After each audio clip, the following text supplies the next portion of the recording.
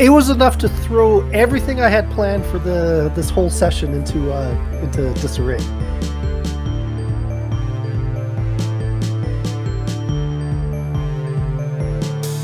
This guy. These two guys. Did all the monster tokens get bigger for some reason? They may have gotten a bit bigger. I don't know why they got bigger. So they're all. Harmon looks like he gets smaller. Harmon shrinks every time he enters the room. So, When he was fully grown, he was a 6 foot tall man, but he shrinks every time he enters a room. And I can't pay he's gonna be the size of a silverfish or something. And I mean a real life silverfish, not the in-game ones that are gigantic. okay, did they all see me? You're not hiding at all, so yes, they'll see you. Alright, well, I'm gonna cast Shatter right in the middle of all of them. You can certainly try that. I mean, it's a Constitution 15, so let's see, Shatter. I mean, are we going in, order like we should be, or is all I'm saying? 10 point. Surprise. 10 I'll say it's out of combat because I didn't specify this. It was 10 points damage, and it's a loud noise, correct? Oh boy. Shatter. A sudden loud ringing noise painfully intensely erupts from a point of your choice. Why is it always sound? 10-foot radius, centered on that point, takes 3d8 thunder damage on a failed save, or half as much on a success. It can be heard to like 200 feet away, I think. It can be. And I also feeling to stress you guys are underground again, just like last time, and so I have no guilt with what I'm about to do. All right. And you wonder why I walked away from the party. So it's a dexterity saving throw, which we'll do after this, because I don't think they'll need to make it. Oh boy. You cast Shatter amongst this group of skeletons, as you fail to notice that the roof actually is like, we'll switch to your turn after. Yep, no, you go mess them up. This was planned. This is not fun. You as you begin to notice some rubble fall as this loud noise echoes throughout the hallway, and you look up to see maybe like the size of you want to say maybe 10 feet tall roof starts to crumble and fall, and all throughout here now is rubble. And you begin to realize this is much like the spider cave, or spider dungeon, where there's only a tiny bit up at the top you could cross. And all these guys are crushed. With that, I'm going to let you think about what you've done. And we're going to move on to Turf in just a second, after I move all these guys out of the way. Out of curiosity now, did I feel that? Did it maybe knock the skeletons over? I will get to that in just a second. Okay. I do have a couple of questions, but I'll let you get ready here. Alright. Apologies. And we're going to move on to Turf for about 20 minutes, if that's right with you guys. And we're starting on Turf's turn now. Timer started. Okay. Turf, as you are now facing these, I believe they're zombies? I thought they were skeletons. They're skeletons, you're right, thank you. Much appreciated. They start to walk towards you, but suddenly you begin to notice the manor start to shake. Hey, Auntie, do you want to do me a quick favor? Depends on the favor. Give me a number between 1 and 100. That's going to be my DC for a roll. Alright, I'll text you. Okay. Sure, can you please make me a dexterity saving throw? Oh, sorry, who? You make a Auntie, dexterity right? saving.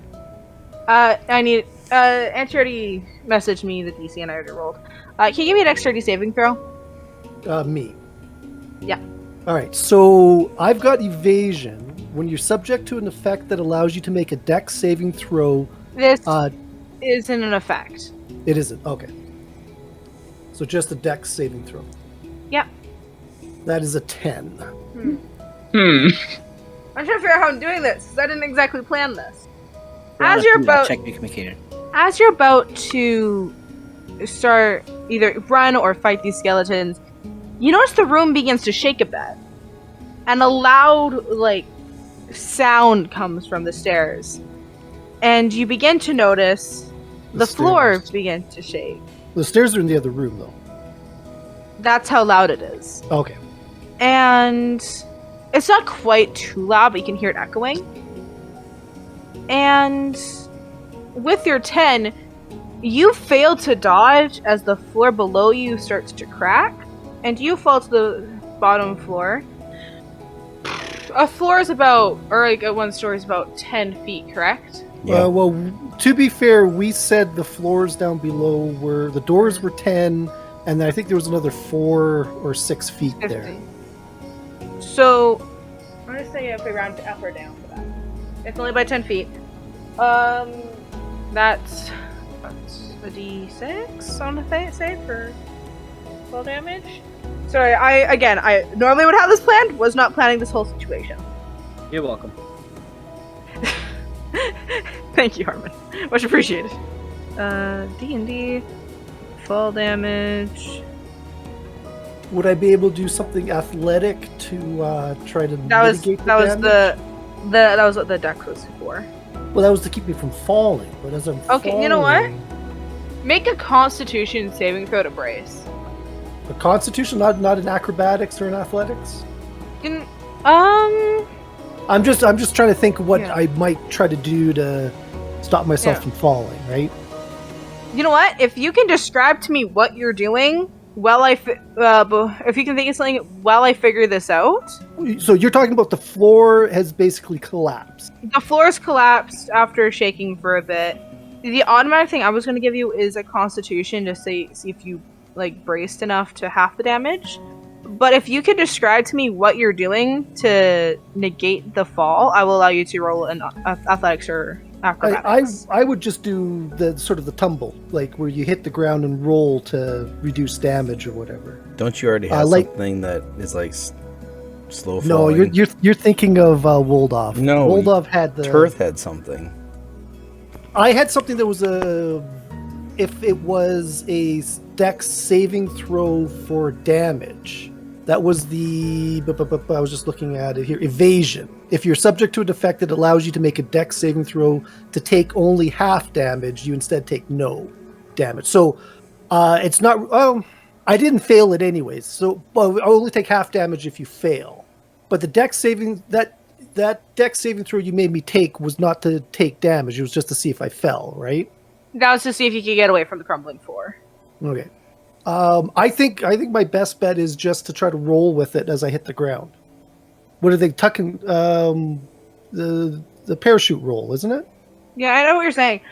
I will say you can do that with disadvantage because it's not like a flat surface you can just roll on. It is now a surface covered with debris, wood, little bits of concrete and stuff, and stone. So athletics then? I would say acrobatics with disadvantage. All right. So that is a 16 and a 7.